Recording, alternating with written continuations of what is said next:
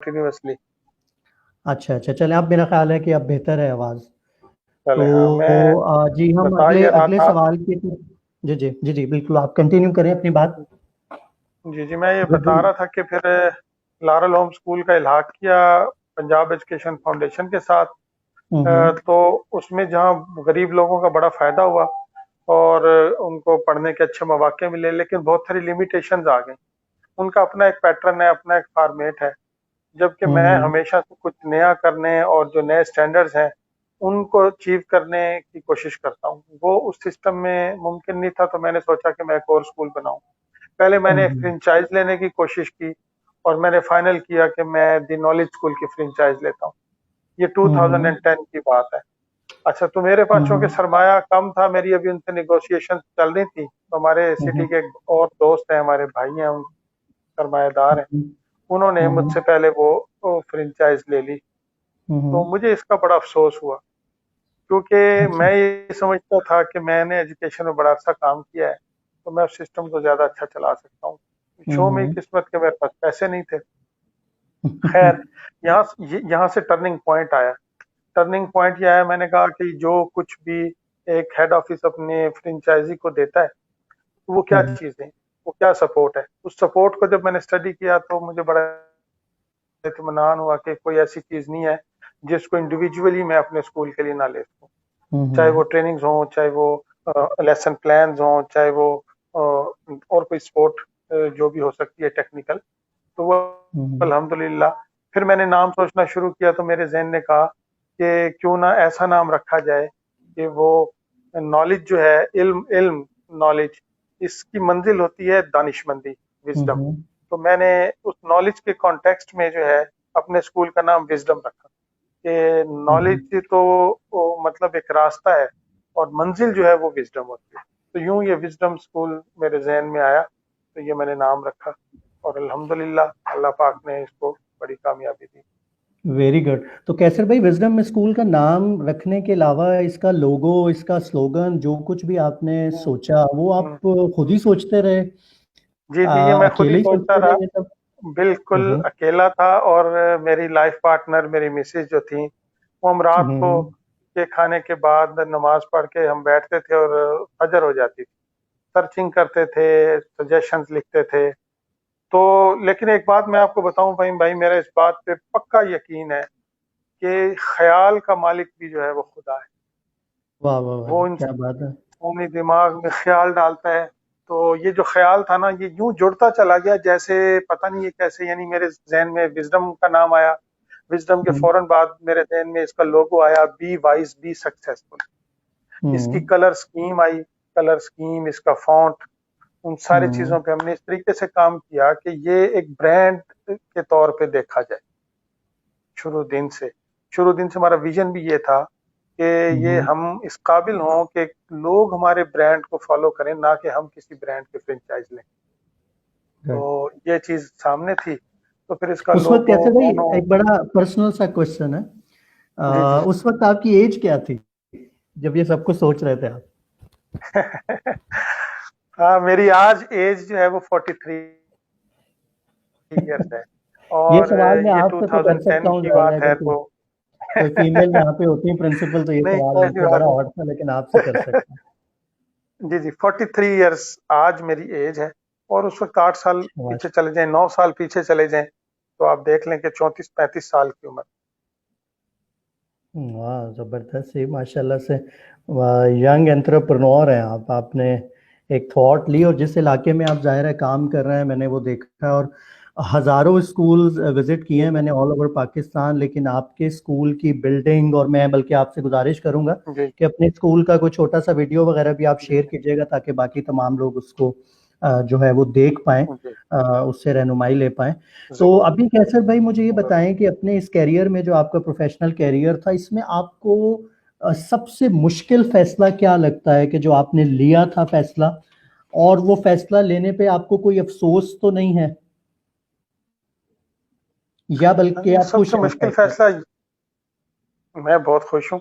सबसे मुश्किल से? फैसला ये था कि मैं तो किसी चेन की फ्रेंचाइज लेने चला था, तो ये जो मैंने फैसला किया, और अल्लाह पाक ने बिल्कुल मेरा माइंडसेट चेंज कर दिया कि अब मैंने फ्रेंचाइज देनी है, लेनी नहीं है। हम्म मैंने यहाँ से काम का आगाज किया। तो ये जो माइंडसेट चेंज हुआ, मैंने फैसला किया कि अब मैं किसी की फ्रेंचाइज नहीं लूंगा, बल्कि खुद मेहनत करके एक ऐसा स्कूल खड़ा करूंगा कि लोग चाहें कि उसको उस स्कूल की फ्रेंचाइज दी जाए। तो मुझे इस हम्म फैसले पे बड़ी खुशी है, और ये मेरी जिंदगी का एक बड़ा फैसला था। वरना आज मैं भी बेशुमार हजारों लोगों की तरह एक किसी सिटी में एक छोटी सी फ्रेंचाइज चला रहा हूँ, जिसमें सही कुछ भी है। आप खुद से नहीं कर सकते।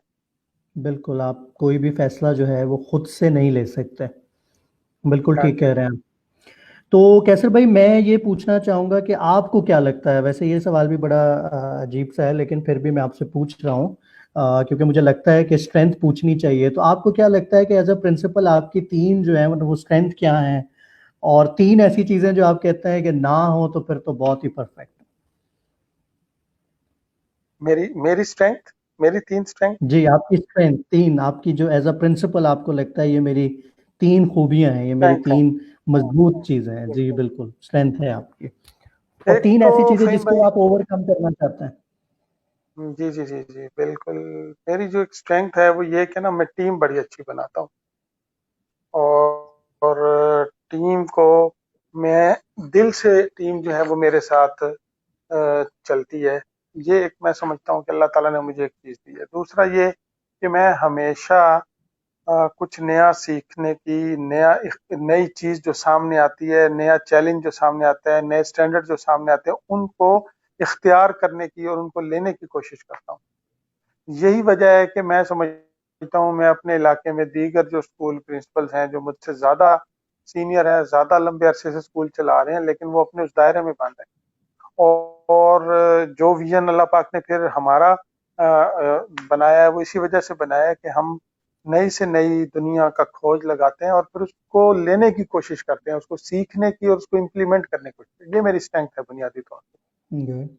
स्टेप ले लेता हूँ, स्टेप लेता हूँ, हिम्मत करके, हौसला करके, और वसाइल को देख के अपने स्टेप का तयन नहीं करता। वैसे ये कई लोगों के नज़दीक बड़ी गलत बात भी होगी कि आदमी को अपनी चादर देख के पाँव फैलाने चाहिए, लेकिन मेरे साथ मामला और है। तो हम जो है ना पाँव फैला लेते हैं, फिर उतनी बड़ी चादर जो है ना वो अल्लाह पाक दे देते हैं। वाह, वाह, वाह! जी, क्या बात है।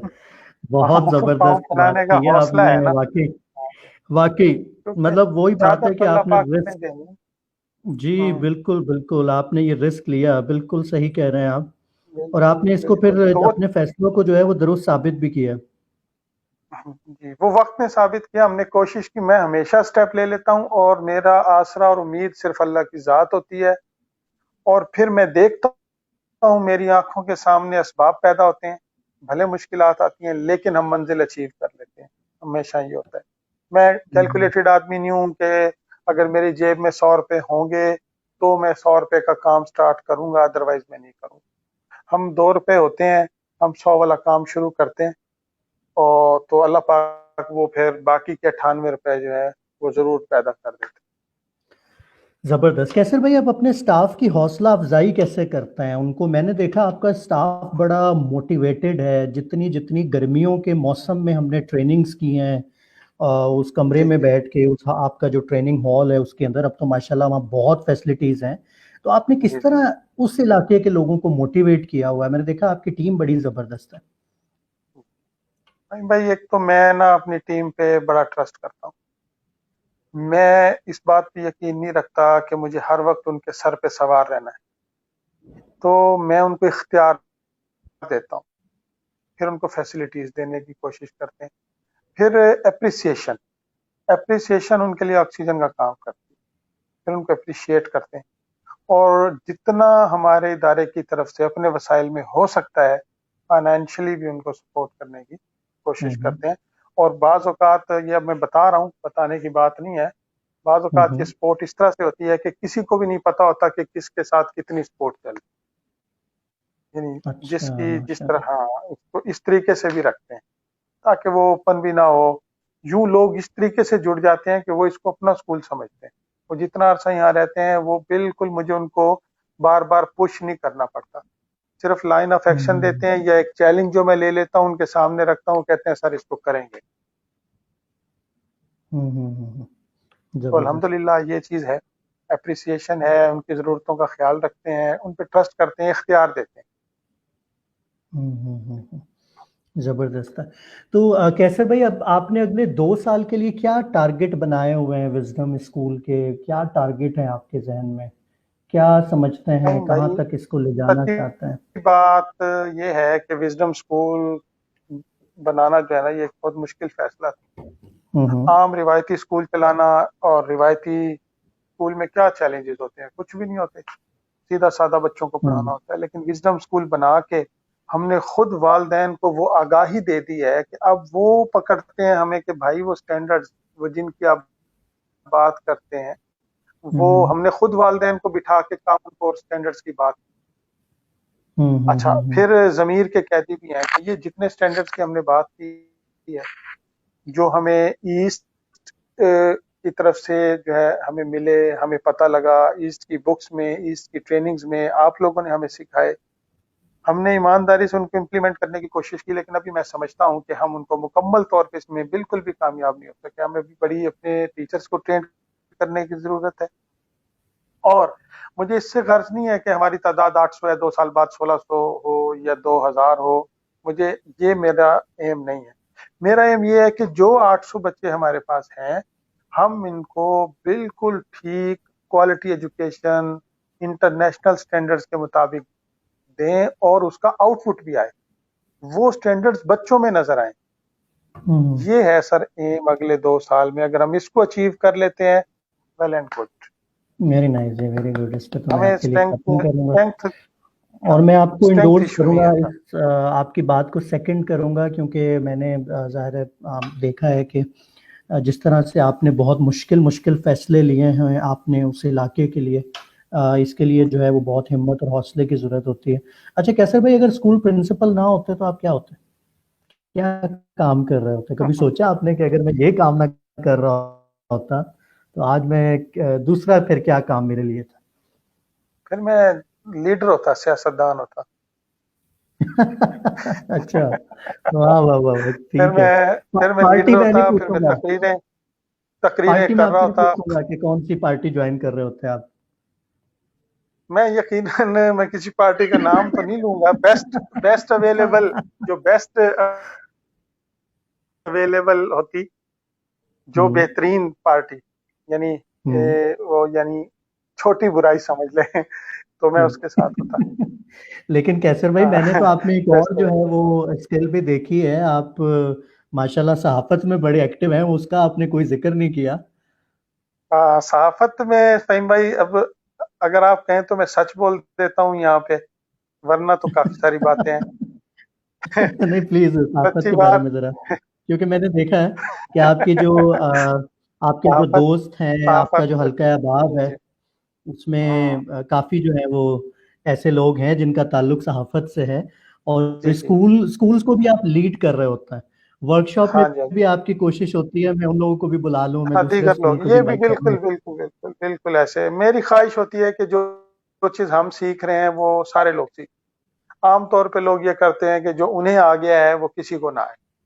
हम हम्म कोशिश करते हैं कि नहीं, सबको आना चाहिए। जो सहाफत की बात है, तो सहाफत में ऐसे है कि मुझे, मैं जो हूं ना, मैं अच्छा ड्राफ्ट राइट नहीं कर सकता, अच्छी अच्छी मतलब कंटेंट राइट नहीं कर सकता। मैं बोल सकता हूँ, ये अल्लाह ताला ने, जो चीज मैं बोल सकता हूँ उसको मैं कागज पे ठीक से कलम बंद नहीं कर सकता, ये मेरा इंटरेस्ट नहीं है। उसके बावजूद मैं हम्म साफी हूँ, उसके बावजूद मैं, हमारा जो प्रेस क्लब है उसका मैं जनरल सेक्रेटरी रहा हूँ, और हम्म उसके चंद बुनियादी लोगों में मेरा शुमार होता है। असल बात यह है भाई, पाकिस्तान है, मैं सच बोलने लगा हूँ। अल्लाह ताला खैर करेगा। ये पाकिस्तान है, तो इसमें मजबूरन भी कुछ चीजें हमें इख्तियार करनी पड़ती हैं। बिल्कुल बिल्कुल, और खास यानी तौर पे सकाफत है, कैसर हाँ। भाई, मेरा ख्याल है कि जिस तरह स्कूल जो के है ना, आपके इलाके स्कूल हैं इस पे सॉफ्ट प्रेशर भी टारगेट बहुत होता होता है। है। जी जी, स्कूल जो होता है ना, उसको सॉफ्ट टारगेट समझा जाता है हमारे यहाँ। और हम्म। कोई भी आ जाता है, मुंह उठा के कुछ भी बोल देता है। स्कूल वाले लोग, आपको सही कह पता है, रहे हैं। बड़े जो है ना, हाँ जी, उनकी रिप्यूट ही असल चीज होती है ना स्कूल वालों के पास। और क्या होता है, इज्जत ही असल हम्म। चीज होती है। तो ये सहाफत टाइप की इस तरह की कोई एक आधी चीज बंदे के पास जरूर होनी चाहिए। पाकिस्तान के मौजूदा सिस्टम के मुताबिक मैं बात कर रहा हूँ, बस इतना है इंटरेस्ट, इससे ज्यादा नहीं है साहब। सही। अच्छा कैसर भाई एक बात और बताएं, मैंने देखा है कि आपके पेरेंट्स भी एक पेज पर हैं, मतलब आपने उनको कन्विंस कर लिया है कि ये क्रिएटिविटी और न्यू ट्रेंड्स जो जी हैं एजुकेशन के। मैं अक्सर स्कूल प्रिंसिपल से मिलता हूं तो जाहिर है हमारे साथ तो अल्हम्दुलिल्लाह वो लोग शामिल हुए हैं जो ये रिस्क ले सकते थे, लेकिन नए जी जी लोगों का ये सवाल होता है कि सर ये कैसे मुमकिन होगा, तो आप कैसे अपने हम्म, पेरेंट्स को भी उसी पेज पर ला पाए हैं जिस पर जी आप जी हैं। बिल्कुल मैं बताता हूँ। इस हवाले से ये था कि बड़ा मुश्किल काम था, लेकिन मैंने हमेशा हमेशा जो सही काम है उसको किया है। ये देख के काम नहीं किया कि इससे कौन खुश होगा कौन राजी होगा। जिस दिन मैं पहली दफा एनसीई की बुक्स को मैंने हम्म। देखा, और हम्म। मेरी जो है एनसीई के जो मुल्तान में मैनेजर हैं, बिलाल साहब से मुलाकात हुई, और हम्म। मैंने जब उन बुक्स को स्टडी किया, वेबसाइट को स्टडी किया, मैंने फैसला किया कि हम यही चीज अपने स्कूल में इम्प्लीमेंट करेंगे। मुझे हम्म। दोस्तों ने कहा कि ये बिल्कुल भी यहाँ नहीं चलने वाली, लोग उठा के फेंक देंगे बाहर। हमने जब स्कूल हम्म। लॉन्च किया, शुरू में हमें 40 एडमिशन्स मिले, और हम्म। आप यकीन करें कि 40 के 40 लोगों ने कोर्स खरीदे, और 2-3 दिन के अरसे के अंदर वो सब लोग मेरे ऑफिस में आ गए बुक्स उठा के कि ये क्या बकवास हम्म। है, ये तो किताबें, इनकी तो तरतीब भी ठीक नहीं है भाई। हमने इसलिए तो हम्म। आपको कहा था, ये आप तजर्बे कर रहे हैं हम्म। हमारे ऊपर। ये था पहला रिस्पॉन्स। उसके बाद हम घबराए नहीं, क्योंकि मैं मेंटली क्लियर था। मैं उस तरह के प्रिंसिपल की तरह नहीं था कि वालदेन आके कुछ भी कहेंगे तो मैं फौरन पछपा होके और मैं कहूंगा अच्छा चलो यूं नहीं तो यूं कर लें, ऐसी बात नहीं। मैंने हम्म। पेरेंट्स ट्रेनिंग वर्कशॉप्स का आगाज किया। हम्म। उसमें हमें बिलाल ने भी शुरू में सपोर्ट दी, फिर हमने खुद भी चीजें ले ली बहुत सारी। हमने बाकायदा हम्म। पेरेंट्स सपोर्ट प्रोग्राम बनाया अपने स्कूल का। उसमें हमने प्रिंट हम्म। मटेरियल भी दिया, और हमारी जो ट्रेनिंग्स थी उनकी वीडियोस भी थी वो भी दी। बहरहाल हम ये साल में 3 एक्टिविटीज करते थे, जिसमें वालदेन को बुला के उनको बुक साथ रख के उनको बताते थे कि देखें आप अपने बच्चों को यूं पढ़ाएं, स्टैंडर्ड ये है, और ये हम्म। चीजें इस तरीके से। तो, तो हम्म। अल्हम्दुलिल्लाह फिर लोगों के जहन बदलते गए। जिन दिनों में मैंने करोड़ पक्का में बात की थी कि हम जी लैंग्वेज को फोनेटिकली पढ़ा रहे हैं, तो उन दिनों तो स्कूल भी मजाक उड़ाते थे। आज अल्हम्दुलिल्लाह मुझे इस बात पे फख्र है कि हम पायनियर हैं यहाँ पे। आज बड़े बड़े चेन स्कूल और बड़े बड़े सेटअप भी जो है वो कहते हैं कि जी ये तरीका सबसे बेस्ट है कि आप बच्चे का आगाज किसी लैंग्वेज का करते हैं तो आप उसको फोनेटिकली पढ़ा, सौती अंदाज में। तो मतलब आहिस्ता आहिस्ता हम्म। आहिस्ता हम अच्छा पीछे नहीं हटे, वालदेन को समझाते रहे, और अल्लाह का शुक्र है आज वालदेन हमारे साथ। मुझे असल में यही समझ आती है आपकी बात से कि आप बहुत कंसिस्टेंट रहे हैं, जो फैसला आपने लिया तो फिर आप उससे पीछे नहीं हटे। जी वरना अक्सर ये होता है कि लोग हम 1-2 साल के बाद जो है इसमें वो मैं थक जाते सॉरी, जी जी इसमें मैं बताऊं कि मेरे पास यानी हमने जब एनसी और ईस्ट के साथ हम चले हैं, तो उस दिन से आज तक वही है, उसी को फोकस किया है, उसी को सीखने की कोशिश की है, उसी को इम्प्लीमेंट किया है। हालांकि आपको पता है कि हमारे पास तो बहुत सारे लोग विजिट करते हैं। इवन ऑक्सफोर्ड वाले जो है वो एक बड़ी कंपनी है, वो लोग हैं। बहुत कम लोगों को विजिट करते हैं हमारे एरिया में, लेकिन वो मुझे रेगुलर विजिट करते हैं, रेगुलर विजिट। हम्म। अच्छा, तो जब उनसे भी बातचीत होती है तो वो फाइनली कहते हैं कि नहीं यार, ओके आप ठीक हो, आपने जो फाउंडेशंस बना ली हैं वेरी गुड, हम अपने छोटे से फायदे हम्म। के लिए हम नहीं कह रहे कि ये गलत। तो ये फिर मुझे हम्म। बड़ी खुशी होती है जब ऑक्सफोर्ड के लोग और इस तरह के उनके ऑफिशियल्स मुझे कहते हैं कि ठीक कर रहे हैं आप काम, तो बस फिर मैं बहुत मुतमिन हो जाता हूँ। माशाल्लाह। अच्छा कैसर भाई, जो आजकल सूरत हाल हुई हुई है, ज़ाहिर है सब लोग बहुत ज़्यादा परेशान हैं इस कोरोना के वबा की वजह से, और इससे बहुत ज़्यादा सेटबैक भी बहुत से स्कूल प्रिंसिपल, बड़ा मतलब एक ना बड़ा अजीब सा एक मामला है। तो क्या जी पैगाम आप जो है वो, पहला पैगाम स्कूल प्रिंसिपल्स के लिए और दूसरा पैगाम वालदेन के लिए आप क्या देना चाहेंगे?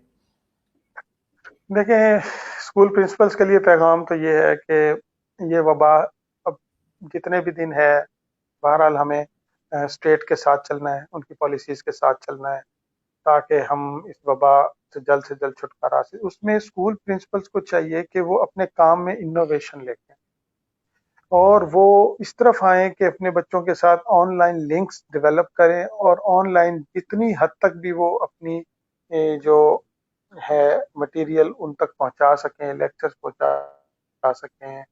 जैसे इसने अभी ऑनलाइन वीडियो लेसन्स का जो सिलसिला शुरू किया वो ज़बरदस्त है, उसका बड़ा बड़ा ज़बरदस्त फीडबैक है, हमने वालिदैन को भेजे हैं। तो स्कूल प्रिंसिपल्स को चाहिए कि वो रिवायती तरीकों को छोड़ें और इसमें से पॉजिटिव बात ये निकालें कि हम डिजिटलाइज हो जाएं जितने ज़्यादा हो सकते हैं और हम पेरेंट्स को जितना ज़्यादा हम डिजिटलाइज कर सकते हैं वो हम करें।